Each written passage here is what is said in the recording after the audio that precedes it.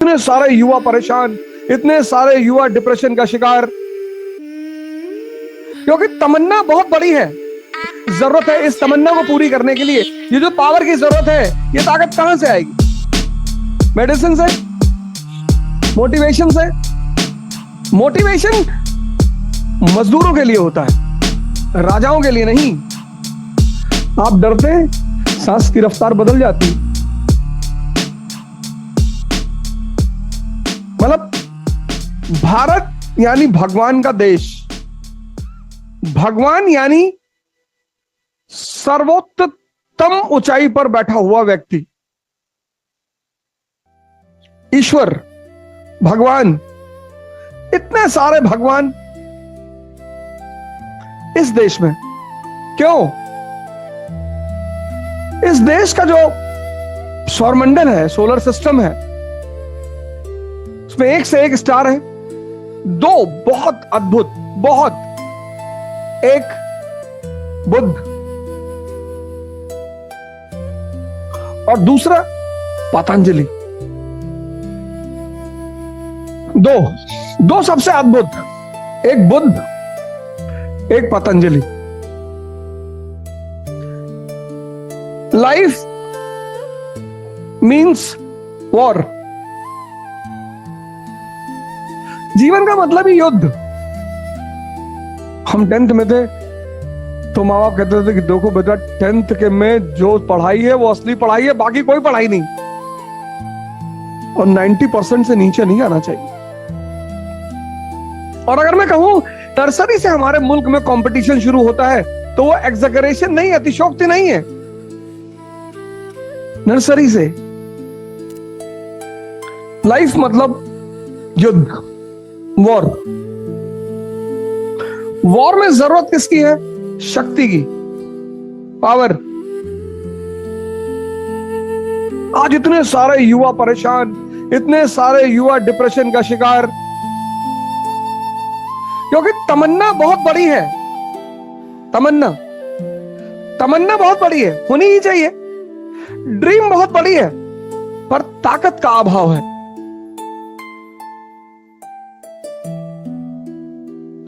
तमन्ना बड़ी होनी ही चाहिए। T=T, तमन्ना बड़ी है, ड्रीम बड़ा है, पर ताकत का अभाव है। ताकत, अब ये ताकत कहां से आएगी? एलोपैथिक दवाइयों से, मोटिवेशनल क्लासेस से, नशे से। ये जो ताकत की जरूरत है इस तमन्ना को पूरी करने के लिए, ये जो पावर की जरूरत है, ये ताकत कहां से आएगी? मेडिसिन से, मोटिवेशन से। मोटिवेशन मजदूरों के लिए होता है, राजाओं के लिए नहीं। जिससे मजदूर ज्यादा काम करें, फैक्ट्री में ज्यादा आउटकम दें। मोटिवेशन हेनरी फोर्ड ने शुरू किया था, मोटिवेशन, जिससे कि उसके मजदूर ज्यादा काम करें। 8 घंटे का तो शेड्यूल है, लॉ के हिसाब से आप किसी मजदूर को 8 घंटे से ज्यादा काम नहीं करा सकते। लेकिन अगर वो खुद करना चाहे, किसी भी वजह से, कि मैं अपने राष्ट्र को ताकतवर देखना चाहता हूं, उसके लिए उसे मोटिवेट करना पड़ेगा। तमन्ना पूरी करने के लिए ताकत चाहिए, चाहिए ही चाहिए।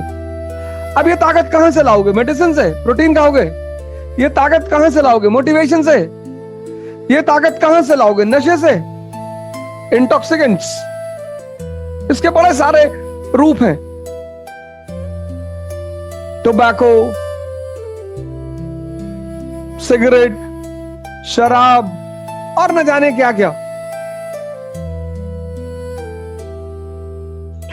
लेकिन ये सारे सोर्स क्षणिक हैं, क्षणिक, टेम्परेरी। और ये सिर्फ टेम्परेरी ही नहीं है, ये टेम्परेरी ही नहीं है, ये हानिकारक है, डेंजरस। ताकत चाहिए तुम्हें, ताकत, कृष्ण जैसी ताकत, राम जैसी ताकत।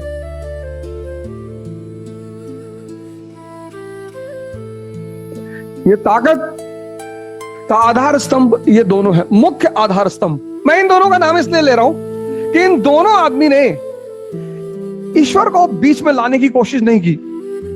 बुद्ध एग्नोस्टिक है, ईश्वर के मुद्दे पे शांत है। हिंदू, मुसलमान, सिख, ईसाई कोई भी इनको फॉलो कर सकता है। ईश्वर की बात ही नहीं करते, चुप, मौन। सिर्फ एक बात करते हैं, विपश्यना। तुम्हें दो ही ताकतें तो चाहिए, एक मन की ताकत, एक शरीर की ताकत। ये आधारभूत ताकतें हैं। तो बुद्ध मन की ताकत की बात करते हैं। बुद्ध विपश्यना। मैंने आमतौर पर अपने सभी लेक्चरों में अपने सभी मित्रों से यह अपील किया कि यार, अगर जीवन में चुनौतियां ज्यादा आ रही हैं और आप उन चुनौतियों को नहीं फेस कर पा रहे हैं, तो कम से कम जीवन में एक बार विपश्यना अवश्य करें। आपका एक गोल है, आपको आईएएस बनना है, मान लेते हैं, एक छोटा सा गोल है, बड़ा छोटा सा, आपको आईएएस बनना है। अब कैसे बनेंगे आप आईएएस? कोचिंग करने से नहीं, बहुत ज्यादा पढ़ने से नहीं। पढ़ने में आपका सहायक कौन? आपका मन। आप 4 घंटा पढ़ना चाहते हैं, 4 आवर्स, और आपका मन तैयार नहीं है, आप 1 घंटे नहीं बैठ पाएंगे। आप 1 घंटे नहीं बैठ पाएंगे। और आपने 4 घंटा पढ़ने का शेड्यूल बनाया और आपका मन आपके साथ बैठ गया, आपने 12 घंटे पढ़ाई की, आपको पता ही नहीं चला। आपने कितने सारे लोग हैं बीच बीच में व्हाट्सएप देख लिया, यूट्यूब देख लिया, कितने असंख्य लोगों, इनफाइनाइट लोगों की यह समस्या है कि सर आपको बहुत कोई नहीं परेशान कर रहा है ये। और दूसरा है पतंजलि योग। बहुत जबरदस्त कॉन्सेप्ट योग। आमतौर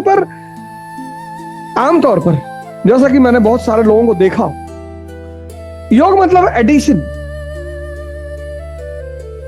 जोड़ना। आमतौर पर लोगों का मानना है कि योग मतलब शारीरिक एक्सरसाइज, फिजिकल एक्सरसाइज नहीं। और पतंजलि ने भी ईश्वर को बीच में नहीं लाए। ना तो बुद्ध ईश्वर को बीच में लाए और ना पतंजलि ईश्वर को बीच में लाए। योग मतलब जोड़ना। किसको? कॉन्शियस, हमारी चेतना, और ब्रीदिंग, हमारी सांसें। आप गुस्सा होते, सांस की रफ्तार बढ़ जाती। आप डरते, सांस की रफ्तार बदल जाती। आप रिलैक्स होते हैं, सांस एकदम धीमी होती है। आपने कभी गौर किया कि आपकी मनोदशा का सीधा संबंध आपकी सांसों से है? योग में एक बड़ा विशेष महत्व है कि किस अवस्था में सांस को बाहर फेंकना है और किस अवस्था में सांस को अंदर लेना है और किस अवस्था में सांस को धीरे धीरे छोड़ना है। आज बहुसंख्यक लोग शुगर के मरीज हैं, डायबिटीज के, और भारत का एक योग है जो 3 महीने, अगर उसे किसी गुरु के निर्देशन में 3 महीने किया जाए तो शुगर जड़ से खत्म। और उसका नाम है मंडूक आसन।